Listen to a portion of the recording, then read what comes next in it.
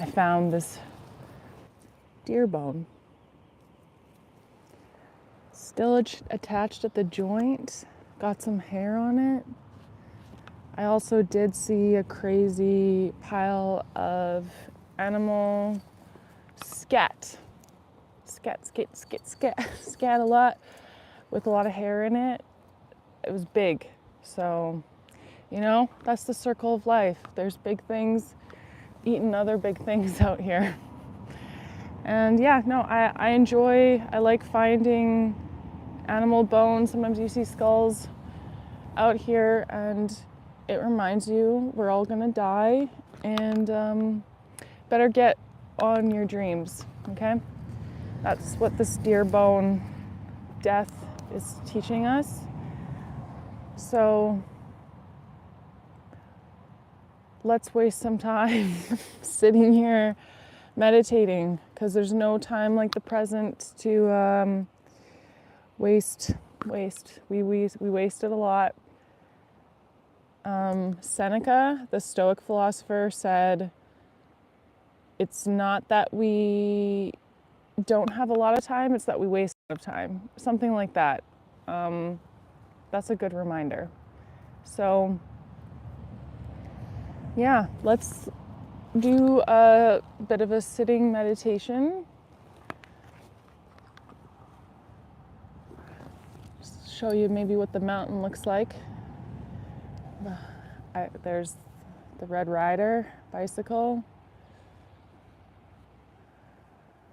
These mountains remind me of a few of the levels in Super Mario World.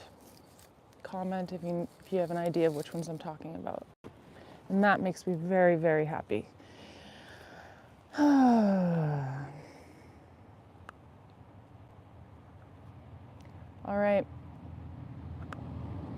Everything passes, you guys, impermanent.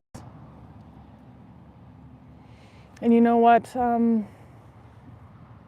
meditating helps us do is detach from everything that isn't meaningful in our lives, so that we can soak up the really good things while we're here, while we have the chance, you know? So it's good to meditate on death. It's good to be reminded of dying, right? People who are on the live stream, this is important. This is very important to remember we're gonna die. Just like this deer, I hope it lived a long, healthy life. I'm gonna suggest that this is a good-sized leg, as in it lived for a while before, who knows what happened to it. Eaten, I suspect, because that big animal that I saw, poop. I didn't see the animal. That is fine with me for right now, because I don't want to be the next food source. But no, for real, it is good to remember that we are here for a short time. Let's make it a good time. And sometimes it's a bit counterintuitive, but stopping and slowing down and taking time to be mindful and meditate actually teaches us to focus more on what matters when we're not meditating. And even when you're meditating and not doing anything, sometimes it feels like the most important, rich and connected thing you could be doing. So whether you want to sit down with me or maybe do this at some later point, or you just like the reminder and putting this on in the background, that it's good to take a little time here and there in your day to focus on your breath and learn to detach from all your crazy, weird ass thoughts that you have all the time. That's going to allow you to not build up your whole life around those crazy thoughts. Damn it, I wrote down some quotes. They're so pertinent to what I'm saying right now, but they're over there. Let's meditate first, and then we'll come back to this great wisdom that I'm spewing. All right, so mindfulness meditation is about bringing your attention to the present moment, seeing what arises without judgment, whether it's sights and sounds and smells, things you pick up with your senses, or the crazy, dumb thoughts, sometimes nice thoughts that you have. We're just going to see them with awareness, with our mind's eye, and just let them go on their way. Watch how everything is impermanent, even thoughts that you tend to ruminate on. If you don't add fuel to them, they also dissolve away. And this is good, okay? It's good because we don't want to create a life around the crazy ideas that we have. We have a lot of them, and that's why it's good to sit down and watch them like you're watching a TV show. See what kind of entertaining and bizarre and sick and twisted thoughts you have, okay? So if you want to sit cross-legged like I am,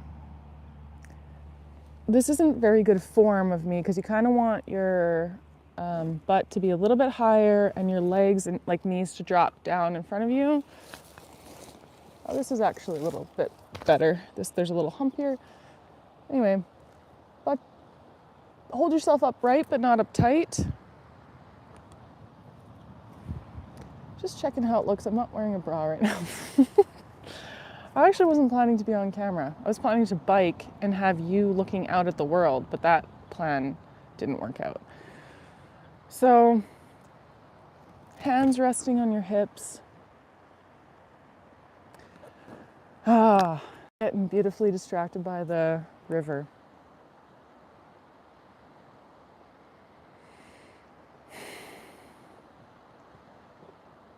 You can walk while you're doing this. You can stand. You can be checking out groceries and get some benefit from remembering that you can just stop and be present, as in take in everything that's going on, including your thoughts and everything, without being lost in it, watching it.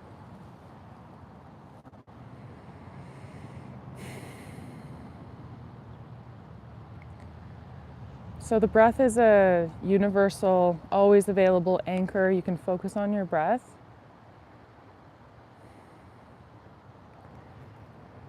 But because I'm sitting beside a river, and I'm sitting sideways because I just thought you could see how I'm sitting upright but not uptight. Am I? You could tell me. I can't see myself from the side. It's not, well, you want to keep a natural curve in your back. You don't want to be artificial. There's a couple of, your spine has the lower curve in it.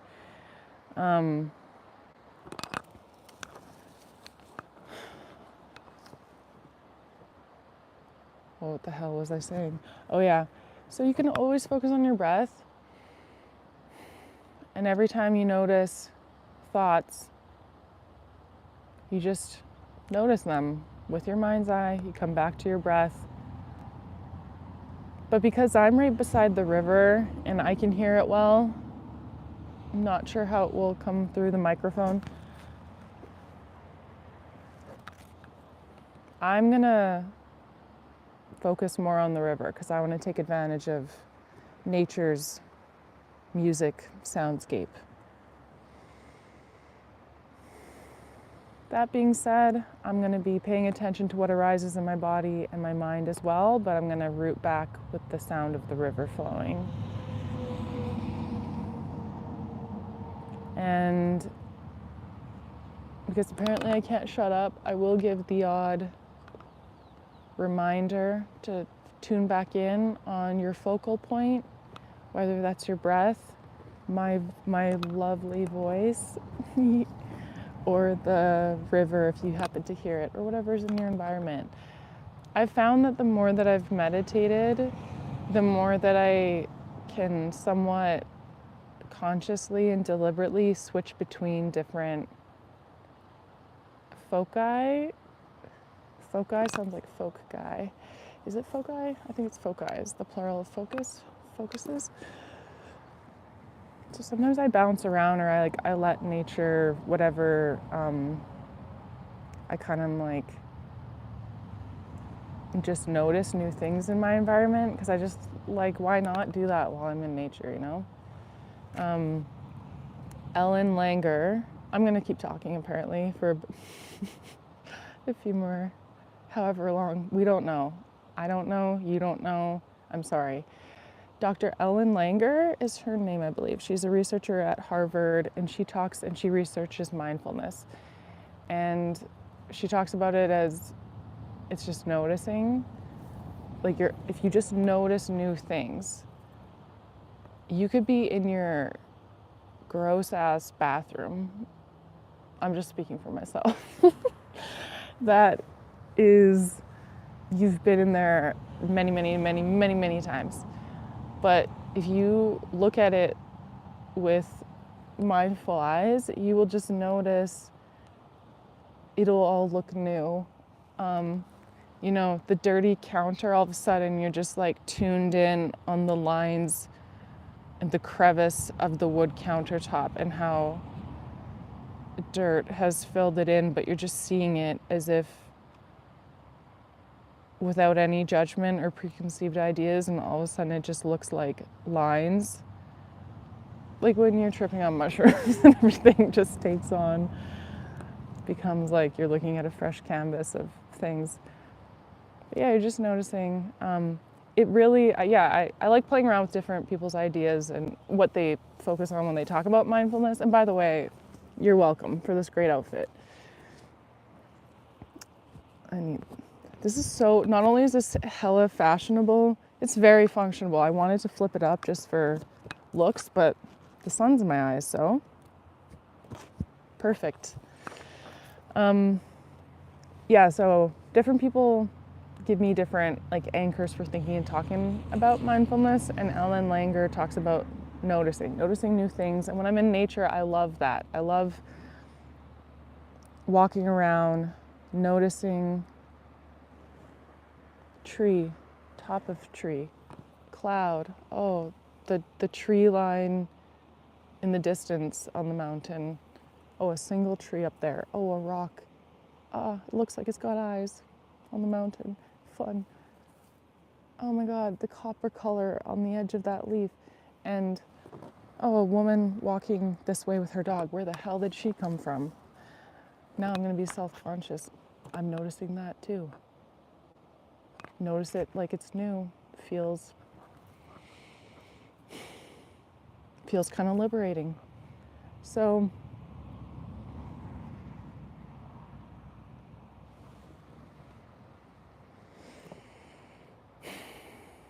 take a deep breath, remembering everything's impermanent.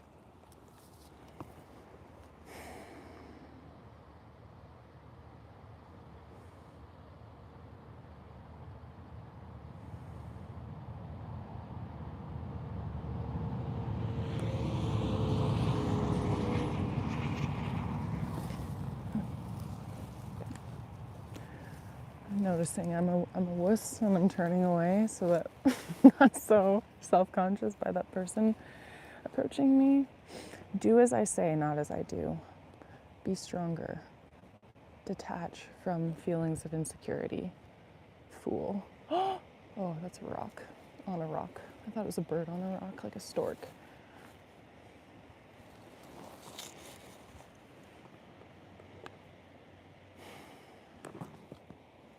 I get to look at the river.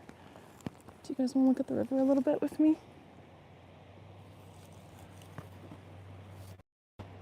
Let's do this for a few minutes.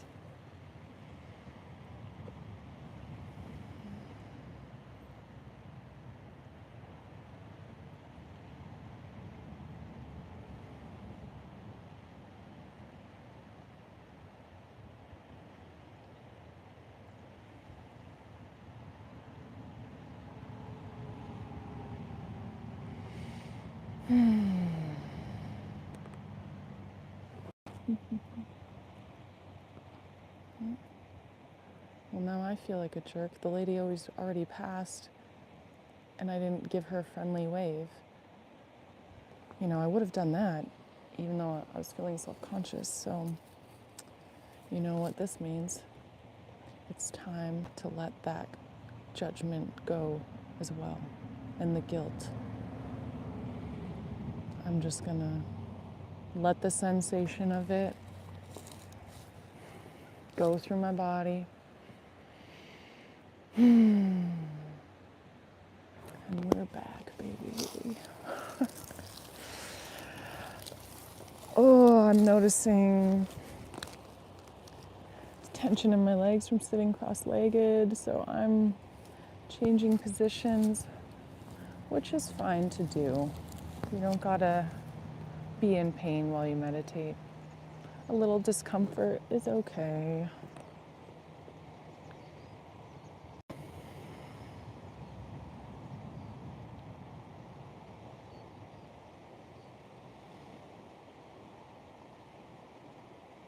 Tune into your breath, you guys. This is about you too. It's not just about me talking on and on and on. I want this to help you to remember to do this stuff as well.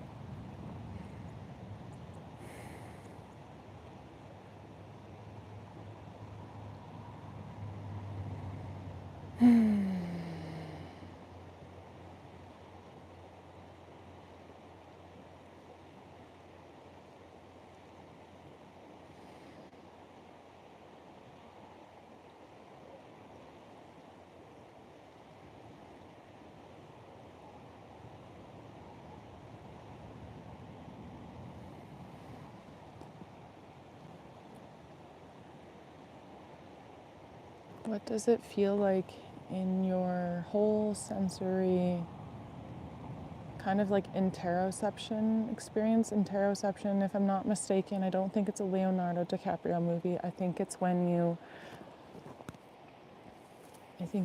tune in to, like, you got your senses that pick up things in the outer world, and interoception is when you tune into sensations within your body and yourself, your mind, whatever this elusive concept is. So I just want to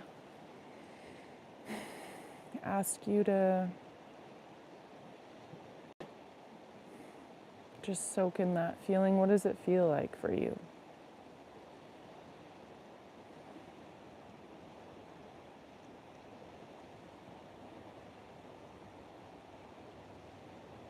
I feel different, like waves of subtle pressure in my head.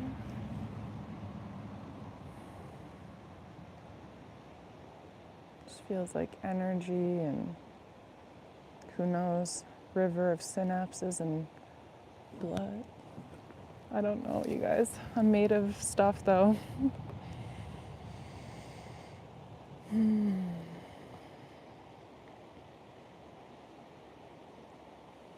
How's your diaphragm?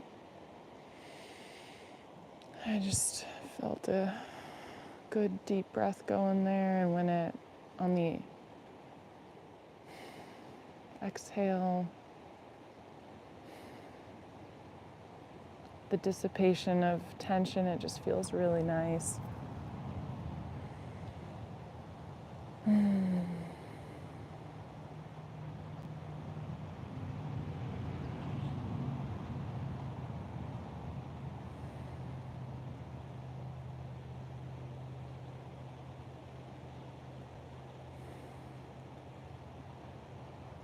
So yeah, how's it feeling for you when you manage to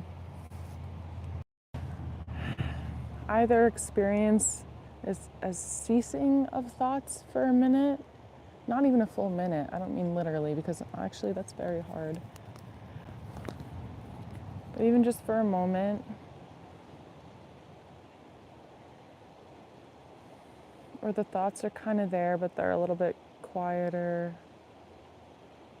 You're barely maybe aware of what the vague thoughts are. What does it feel like?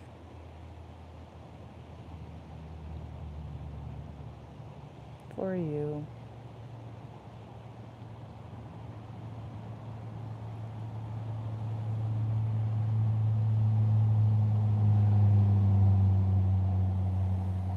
doesn't feel scary at all.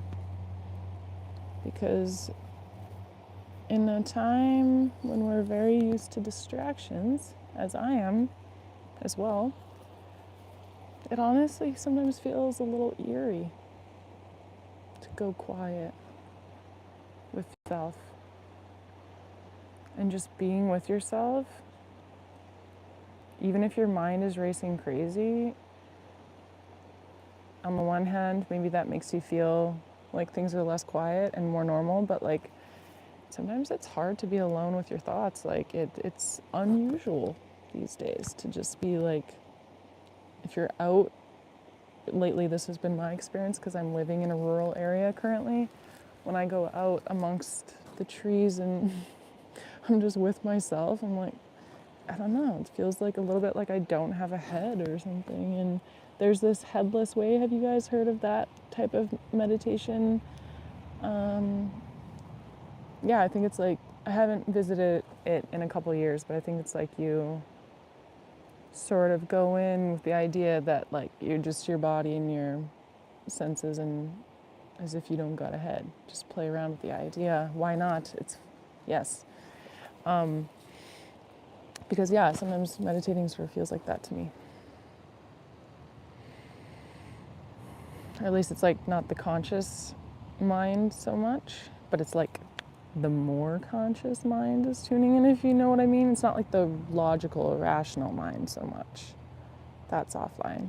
I should learn some of the vocabulary for the different like parts of the brain. You know, that would probably be helpful. Put it all in the chat. What are you guys doing? You're meditating?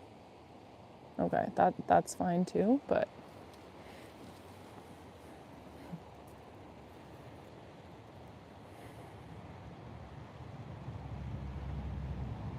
somebody said that world wars would be stopped if everyone learned to sit alone in a room with themselves.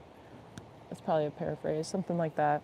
Like if everyone could just sit with themselves, they wouldn't project and create problems in the outer world. And I do find the hardest type of meditation is to just sit in an indoor room, especially if it's not a beautiful room, and just be with yourself. But if I have nature, I'm taking it because I don't always have a lot of access. Sometimes I live in a city and like, so I'm soaking it up now. But before I would meditate in a room, in my room that I had not decorated very well. And it was a good challenge. I was like, get me out of here.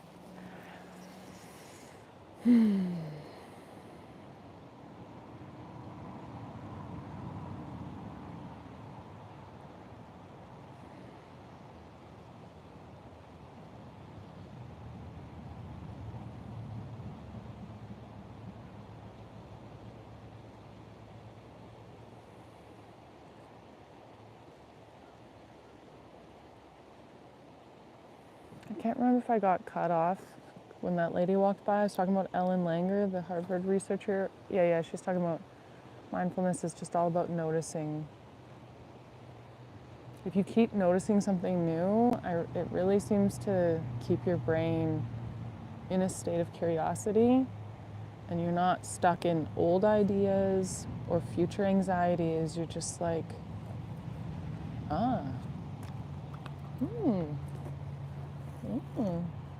But like for real, try it, practice it, and it's something like my mind, a thought will float in, and it'll be the exact same mindfulness meditation kind of practice of, I'm back in my head, swirling around with thoughts.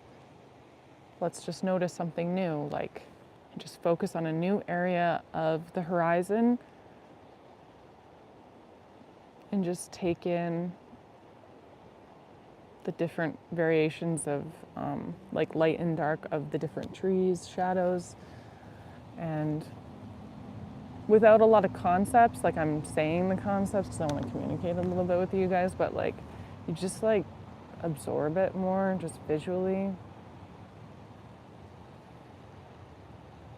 It's a great in the moment, keep you in the moment practice, so I recommend that.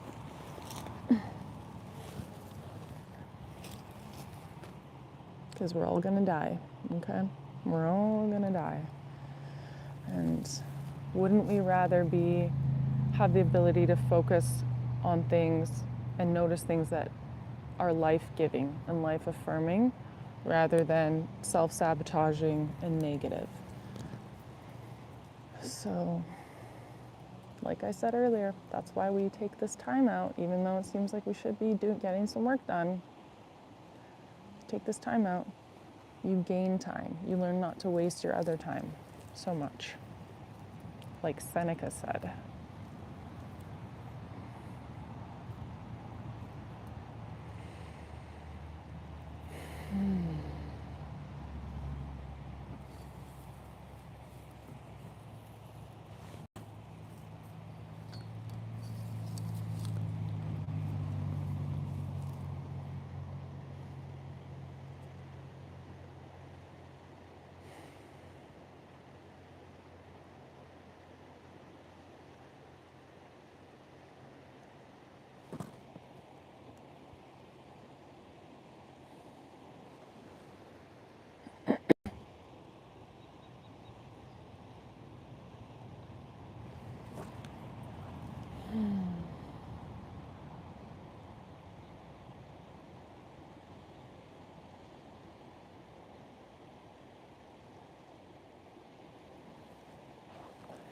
I would love to hear from you guys, how your practice is going, and also, if you would like me to possibly do some meditation videos that are more strict and formal, where I would try to guide you more efficiently, if we're trying to be efficient with our time, of like 10-minute guided meditation where it is minimal talking, where I am professionally on track to just give you the gentle reminders to come back to your breath and not do all my yapping in between.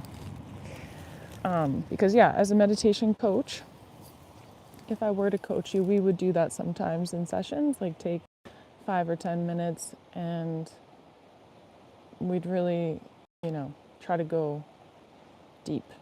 I wouldn't just flounder about wasting all your time. But again, I hope this isn't a waste. So let me know.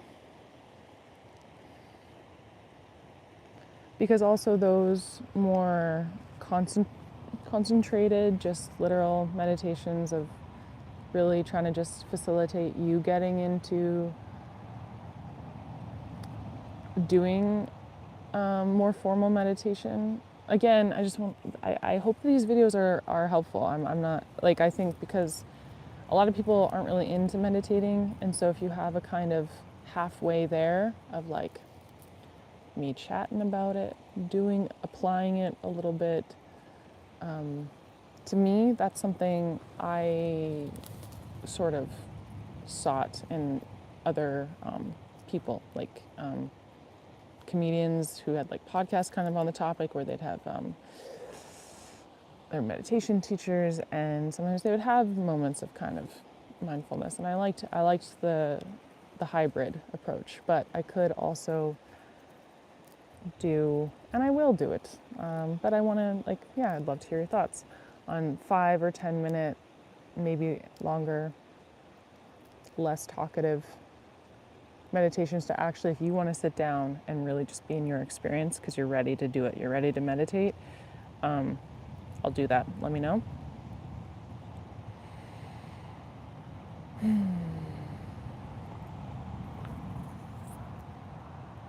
Because isn't it hard? I want to know, do you find it hard to just formally sit down and meditate? I want to hear about it.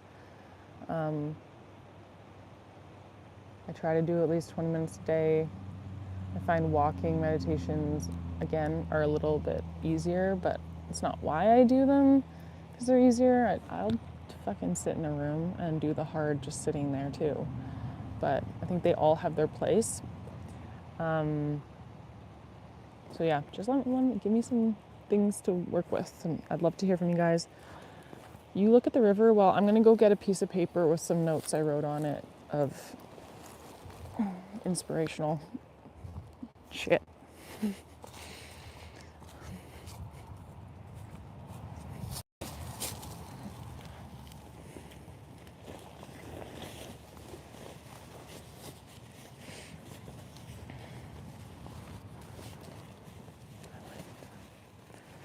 Yeah, I think that when, like a hybrid thing where there's talking and meditating, yeah, it feels more accessible to me sometimes in my life. And sometimes you want to be, you're getting ready in the morning, you're washing dishes, you're doing some stuff, but like you want to be listening to something sort of calming and getting you cued down, like you're trying to go to bed or you just woke up and you don't want to put on your loud, funny entertainment or educational sources. So that's, I guess, sort of how I see these videos, of like a halfway zone, meeting you halfway there.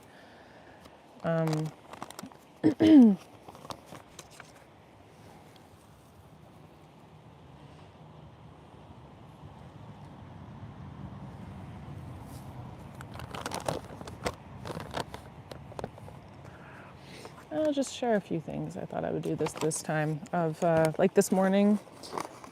I mean, meditating is so important for learning to practice detachment from, and detachment, I love this quote. I've said it before. It's like, detachment doesn't mean you don't own anything. It means nothing owns you. And so, yeah, you don't want to be controlled by anything external or even an idea or a belief you have, because what if it's not a super empowering one? And even good ones, I don't know, just things come and go. For example, like this morning, I don't look at like social media or phone stuff. I always try to meditate and exercise and like do that little routine stuff before I check anything like that. But because I was going to do a live, I had to go on the YouTube app, and I saw that the silly short that I made yesterday about eating sardines, go watch it. It looked like it had gotten 41 views. Like I saw 41, so I was like, oh, okay, it didn't do very well. That's such, oh man, I hated that probably, that language of if something performs well in social media or not is really cringe and gross. But like when you start making content, it just ends up being a part of the terrain. I don't know, I'm kind of desensitized to it. You put effort into things, so obviously you like kind of want, and you're also trying to connect with people genuinely. So it's like, okay, well, 41 kind of is a very shallow representation, but it kind of feels like, oh, I didn't connect with a lot of people. Okay. So I had that subconscious feeling, and I tried to notice it. I tried to catch myself. I was like, I'm good no matter what. Like, take a breath. I had fun. The whole reason I made that short was because I amused myself. I'm always eating sardines. I'm in public parks, and I was like, I was enjoying myself, and so I just reminded myself that I was just expressing myself, and nobody can take that away from me. But yeah, I know that there's these subconscious feelings, so I kind of caught myself, and then I went on then I saw it through the perspective of like my channel rather than the YouTube Studio app, and then it said it had 1.5 thousand views, which is pretty good for me on YouTube. It's more high end. And then so I had this like surge of like, oh, and then I had to catch myself, because it's not good to get attached to how many views I get on YouTube. Like I want to connect with people, that's why I'm on here, but like I don't advise anybody trying to be dependent on any particular form of connection or any moment, especially metrics like YouTube. I mean, that's unless people are I like YouTube because people who use long form video and people who follow YouTube channels tend to comment more and engage, and you can actually establish like a way more meaningful connection. In my experience as a user on the other side of things, I actually believe in the possibility of more meaningful connection. But in the case of just like views on a short, like that says very like little to nothing. So yeah, although then it turns out I got like a good amount of views for me, I was like, I'm not also going to attach to that external validation, because for all I know too, it is YouTube just making up a number. If nobody is commenting, and like, people out there will buy YouTube views through YouTube ads, and so those are just views, and I'm like, I don't even trust if those are real. YouTube could just like be like, hey, give me $100, I'm gonna put on your video that you got 20,000 views. Like, so anyway, I don't even know if it would be real people. So the important overarching thing is like, I don't want to attach to good validation, external validation, or bad experiences of it. I want to enjoy, and if something is good, and because there's good things to soak up there, and it means, okay, I'll keep going with what I'm doing. Like, sometimes it's good feedback, but no, there's a deeper level of detachment that is good to practice. I believe that's why I'm into mindfulness and meditation. So I just wanted to share that little personal anecdote. What do you think? Can you relate? For real. Do you have any examples like that? Of like good things in your life, they're going well, your boss gave you a high five, a promotion, you want to feel, you should, I believe, soak it up. But yeah, it's like a yes and situation. Yes, I'm gonna enjoy this and celebrate it. And I'm not dependent on it. Everything is impermanent. Everything dies.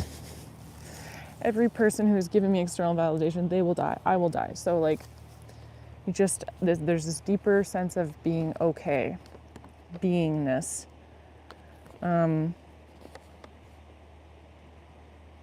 Funny synchronicity. Are you into that? Carl Jung's idea. Okay, this is what Carl Jung says about synchronicities. Well, it's a meaningful coincidence, right? Coincidence. It's more than a coincidence. It's like a meaningful coincidence. Well, why am I telling you that first? I want to tell you, it only sounds cool if I'm telling you about this other stuff first. Well, whatever. This is the problem. If you like prepare some stuff, you might not be feeling it in the moment, and it's like kind of forced, but it's not forced. It's like, this is all related. I've been listening to some more like personal development stuff, but it's like a little more on the woo-woo side. It's got some metaphysics, and you know how like quantum mechanics is like all the rage in all personal development woo-woo spaces. But I don't know, it seems like there's some stuff to it. So and why was I gonna say that? Good Lord, who knows?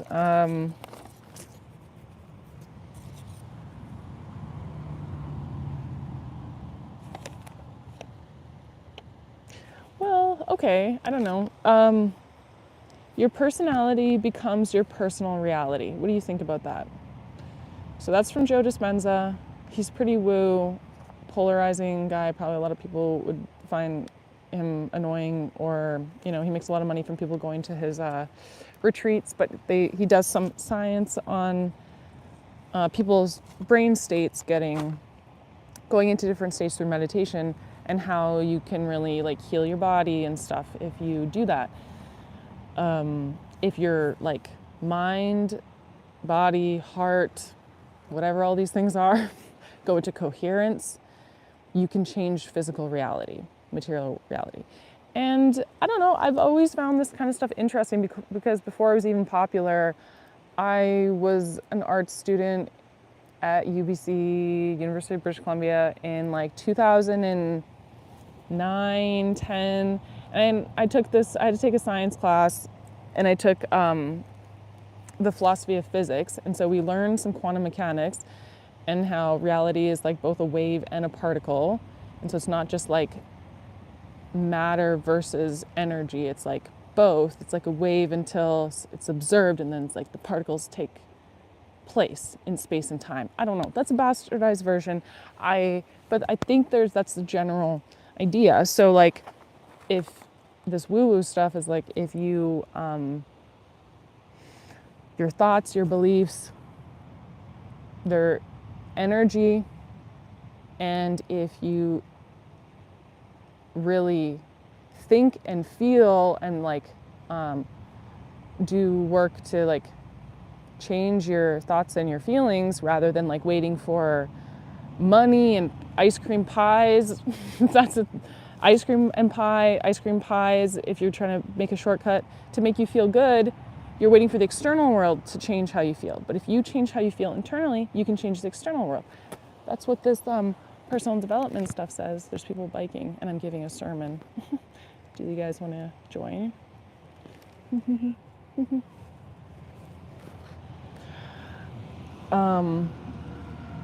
So it's all about you create your personal reality from your personality. How you think and you feel, you can change how your reality is. And I'm sure a lot of it is not checked out by hardcore science, but the thing is that Einstein said energy is MC squared. And I don't exactly know what the C stands for, but I asked Chat GPT, I call him Chad. It's the speed of light. And Chad said, yes, matter is just condensed energy.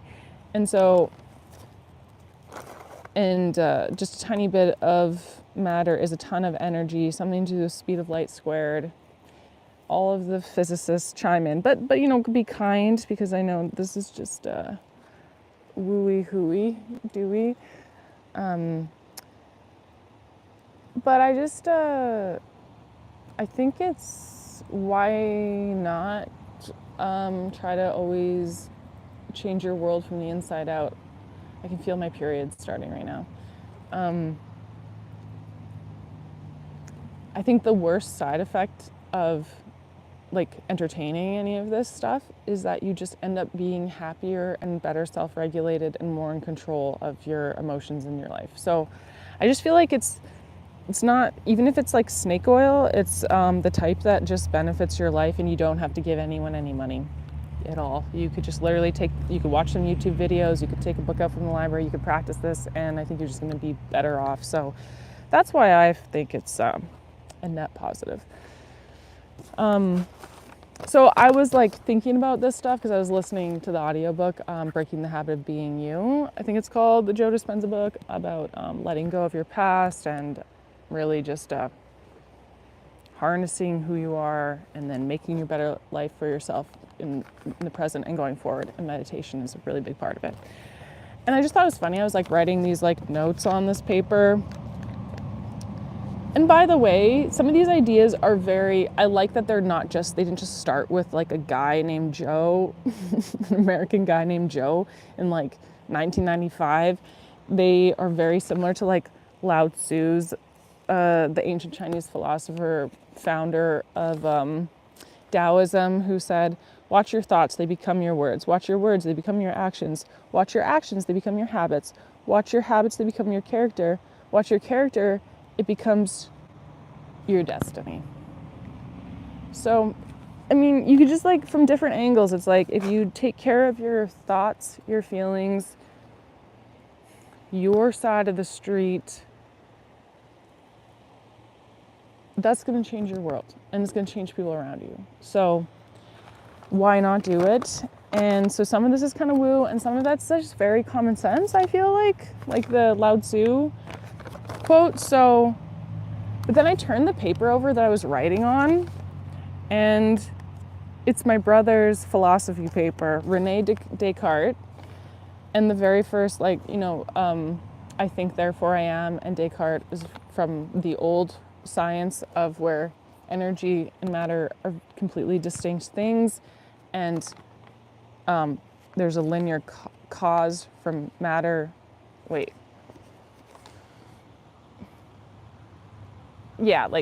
Matter affects energy. I don't even know. Matter affects matter, and there's energy in between. Why am I blanking on this? Now I feel super embarrassed. I look super dumb.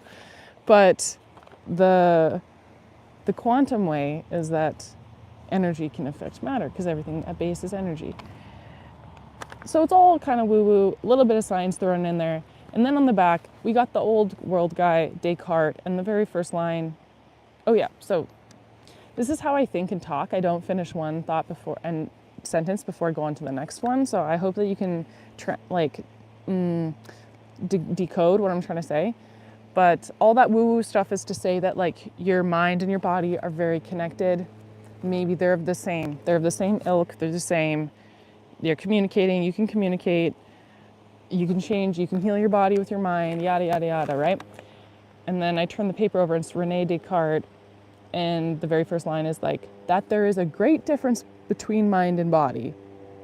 That the body is by nature always divisible and the mind is entirely indivisible.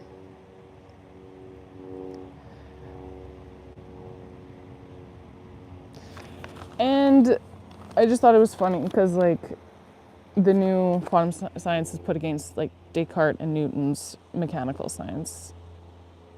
Something like that. So there we are, back to Carl Jung. Meaningful coincidences, synchronicities. I thought that was a fun synchronicity, is what I'm trying to say.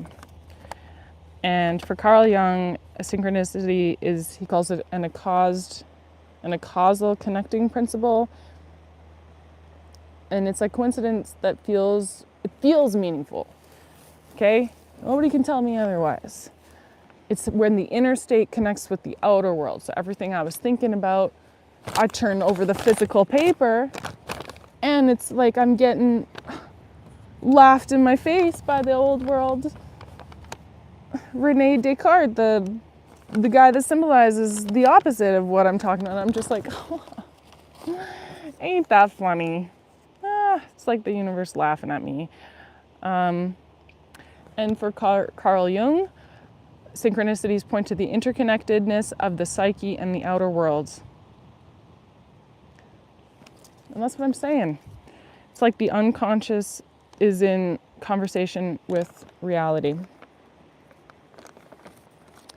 And I'm having a very kooky conversation with reality and with you guys. Okay? I'm so hungry. I haven't had coffee yet. And at this point, I'm starting to think that I'm not turning this off because I'm procrastinating I'm halfway on my bike ride. I got a bike ride all the way back. I haven't eaten or had coffee yet. And now I don't want to. I don't want to bike.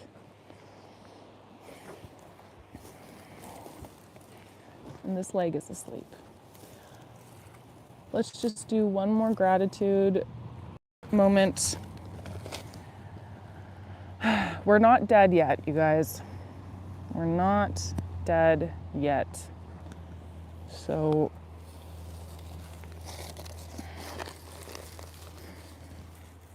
it's kindly signposts from the universe that's reminding us to let's not waste time. Soon the cougars are going to be eating our bones and we're going to be really mad that we were just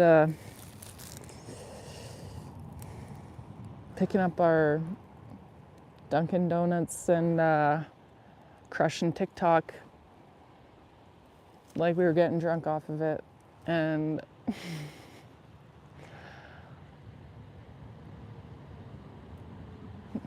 and have fun with those things. Dunkin' Donuts is good, TikTok is fun sometimes, so everything in moderation. All right, guys. Thanks for spending any of this time. Write something in the comments so we can be more connected. Tell me how your mindfulness practice is going. Maybe some things you'd like to see in the future. And I'm wishing you a dear bone kind of day. Appreciation of life, death, everything's passing. Okay, goodbye.